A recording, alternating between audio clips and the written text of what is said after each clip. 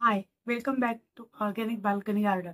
आणि आजचा हा व्हिडिओ करण्याचा माझा उद्देश असा आहे की लोकांची फसवणूक होऊ नये किंवा चुकीच्या माहितीला लोकांनी बळी पडू नये. या उद्देशाने मी आज हा व्हिडिओ करत आहे. कारण काय की मी युट्यूबवरती बघितलं की पेंडनियस किंवा अन्नपूर्णा या प्लांटची माहिती ही अतिशय चुकीच्या पद्धतीने दिलेली आहे. आणि जे स्पायडर प्लांट आहे, तर स्पायडर प्लांटला स्पॅन्डनियस म्हणून दाखवलेलं आहे. आणि अशा चुकीच्या माहितीमुळे तिचं झाड आपण जेवणामध्ये वापरून त्याची पानं आपण वापरू शकतो. आणि म्हणून या दोन्हीमध्ये काय डिफरन्स आहे, काय फरक आहे, हे सांगण्याच्या उद्देशानेच मी आज हा व्हिडिओ करत आहे. आणि त्याचबरोबर आपण पॅन्डनियस प्लांटला म्हणजे चांगल्या वाढीसाठी कोणतं खत घालायचं आहे जेणेकरून त्याला चांगली पानं येतील. ॲक्च्युली माझ्याकडचं सुद्धा प्लांट तसं खूप चांगलं वाढलेलं नाही आहे. कारण काय की त्याची पानं आपण रोज जेवणामध्ये वापरतो, त्यामुळे पानं काढली जातात आणि त्यामुळे ते असं भरगच्च दिसत नाही.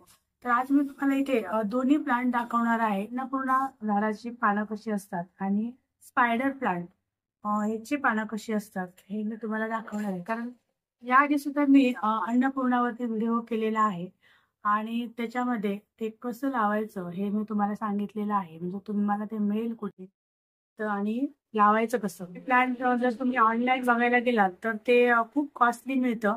पण जर काही तुमच्या जवळपासच्या नर्सरीमध्ये वगैरे चौकशी केलात तर ते तुम्हाला 100 रुपयापर्यंत मिळू शकतं.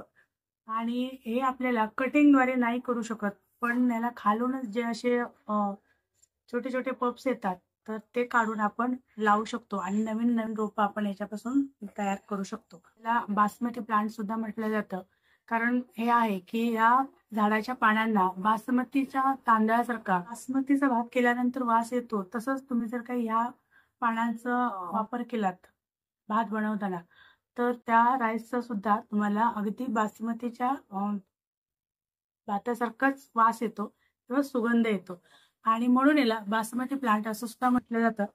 पण भातामध्ये याचा वापर करण्याबरोबरच याचा थायलंडमध्ये वेगवेगळे चिकनच्या रेसिपीमध्ये खूप मोठ्या प्रमाणावरती वापर केला जातो आणि त्याला पेंडनियस चिकन असं सुद्धा म्हटलं जातं. त्याचबरोबर कस्टर्ड वगैरे केले जातात तर त्याच्यामध्ये सुद्धा याचा वापर केला जातो. जर तुमच्याकडे इसेन्स नसेल किंवा केक बनवायचा असेल तुम्हाला आणि जर इसेन्स नसेल तर तुम्ही ह्या पेंडनियस प्लांटच्या पानाचा सुद्धा त्याच्यामध्ये वापर करू शकता. कारण त्याला सुद्धा एक वेगळा सुगंध असतो. म्हणजे त्याचबरोबर तुम्ही याचा रूम फ्रेशनर म्हणून सुद्धा वापर करू शकता. आणि या झाडापासून या झाडाच्या पानांच्या वासाने कॉक्रोच किंवा झुरळ सुद्धा लांब जातात. असे याचे वेगवेगळ्या प्रकारचे उपयोग आहेत. म्हणजे जेवणाच्या डिशमध्ये तर वापर होतोच, त्याचबरोबर आपल्याला आपल्या आजूबाजूचं वातावरण फ्रेश आणि सुगंधित ठेवण्यासाठी सुद्धा या झाडाचा वापर आपल्याला करता येतो. तर असं हे मल्टीपर्पज असणारं प्लांट तर आपल्याकडे असेल तर आपण अनेक प्रकारे याचा वापर करू शकतो. मात्र त्याची तेवढी काळजी घेतली पाहिजे. तर आज हा व्हिडिओ करण्यापाठीमागचा मेन उद्देश हा आहे की तुम्हाला स्पायडर प्लांट आणि पेंडनियस किंवा अन्नपूर्णा यामधला डिफरन्स काय आहे तर तो समजायला हवा. तर आता हे बघा, हे जे आहे तर हे आहे माझ्याकडे स्पायडर प्लांट आहे. तर याची पानं बघा, याला पांढऱ्या रंगाची किंवा पिवळ्या रंगाची सुद्धा अशी किनार असते या स्पायडर प्लांटच्या पानांना. तर हे तुम्ही बघितलं असेल. आणि ऍक्च्युली स्पायडर प्लांटला पेंडनियस किंवा अन्नपूर्णा म्हणून सांगितलेलं असं मी एक व्हिडिओचं हेडिंग बघितलं आणि म्हणूनच मी खरं तर हा व्हिडिओ करण्याचा निर्णय घेतला की स्पायडर प्लांट हे स्पायडर प्लांटच आहे, वेगळं आहे, आणि पेंडनियस हे वेगळं आहे. पण बासमती प्लांट असं म्हणतो. आता ह्याची पानं बघा, ह्याची पानं पूर्ण ग्रीन कलरची आहेत आणि याला असे मध्ये असे थोडेसे असे खोलगट पण आहे आणि साईडला थोडस असं उंचवट आहे. याला कुठेही पिवळा किंवा पांढऱ्या कलरची किनार नाहीये.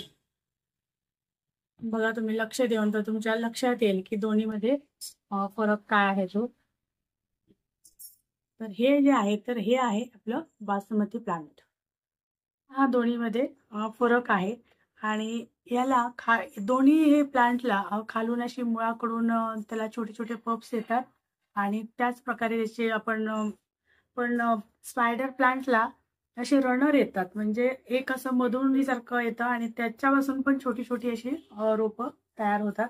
मात्र हे जे आहे पेंडन्यूज, त्याला तसं काही येत नाही. तर त्याला मुळातूनच असे नवीन नवीन रोपं छोटी छोटी येतात आणि ती आपण वेगळी करून लावू शकतो. आता ह्या दोन्ही मधला फरक सांगण्याचं कारण म्हणजे काय, की मध्ये जर काय आपण चुकीच्या झाडाची पानं जर काही वापरली तर आपल्या हेल्थला त्याचं नुकसान होऊ शकतं किंवा हानी होऊ शकते. कारण काय, की राईस हा एक असा पदार्थ आहे, राईस किंवा भात हा असा पदार्थ आहे की लहानांपासून मोठे सगळेजण आवडीने खातात. आणि त्याच्यामध्ये आपण हे टाकणार असल्यामुळे तुम्ही चुकीच्या झाडाची पानांचा वापर तुमच्याकडून केला जाऊ नये किंवा चुकीच्या माहिती मिळाल्यामुळे तुम्ही चुकीचे प्लांट वापरू नये, हाच या मागचा उद्देश आहे. व्हिडिओवरती नवीन असाल तर प्लीज चॅनलला लाईक, शेअर आणि सबस्क्राईब करायला विसरायचं नाहीये आणि सपोर्ट कर.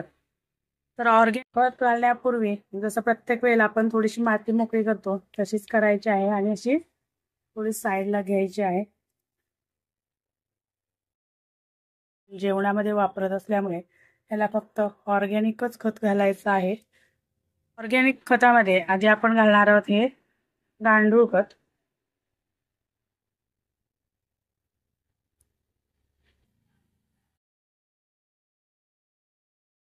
आणि गांडूळ खताबरोबरच मी दुसरं एक ऑर्गॅनिक खत घालणार आहे, जेणेकरून याची वाढ ही चांगली होईल आणि याला भरपूर अशी पानं येतील. तर हे ह्युमिक ॲसिड.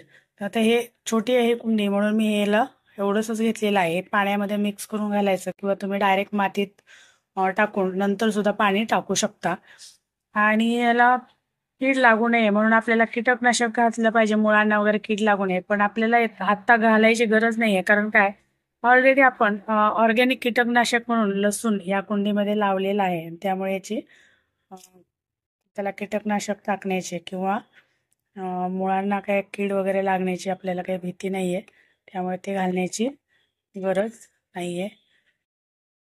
तर असं आपण आता गांडूळ खत घातलेलं आहे आणि त्याचबरोबर ह्युमिक ॲसिड सुद्धा आपण घातलेलं आहे.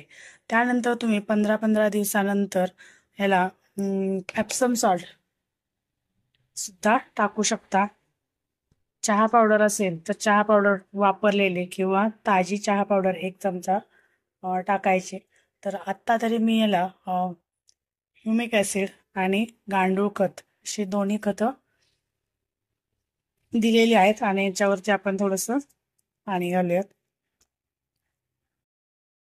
प्रकारे तुम्ही तुमच्याकडे असणाऱ्या अन्नपूर्णा किंवा पेंडनियस या झाडाची काळजी घेऊ शकता. त्याच्या ग्रोथसाठी खत घालू शकता आणि त्याचा भरपूर प्रमाणामध्ये तुम्ही आस्वाद घेऊ शकता. अगदी डेली यूजमध्ये वेगवेगळ्या प्रकारे आपण त्याचा वापर करू शकतो. पण की तुम्ही त्याच्यामधला फरक मात्र लक्षात घ्या, की स्पायडर प्लांट कोणता आहे आणि पेंडनियस कोणता आहे. ह्याच्यामधला फरक जाणून घ्या. ज्यावेळेला तुम्ही नर्सरीमध्ये सुद्धा घ्यायला जाणार तर त्यावेळेला सुद्धा या दोन्हीमधला डिफरन्स हा तुम्हाला माहिती असायला हवं, की त्याची पानं कशी दिसतात. आणि दोन्हीमधला तुम्हाला फरक दाखवण्याचा प्रयत्न केलेला आहे. आणि व्हिडिओ जर काही तुम्हाला आवडला असेल तर प्लीज लाईक, शेअर आणि कमेंट सुद्धा करा छान छान अशा. थँक्यू.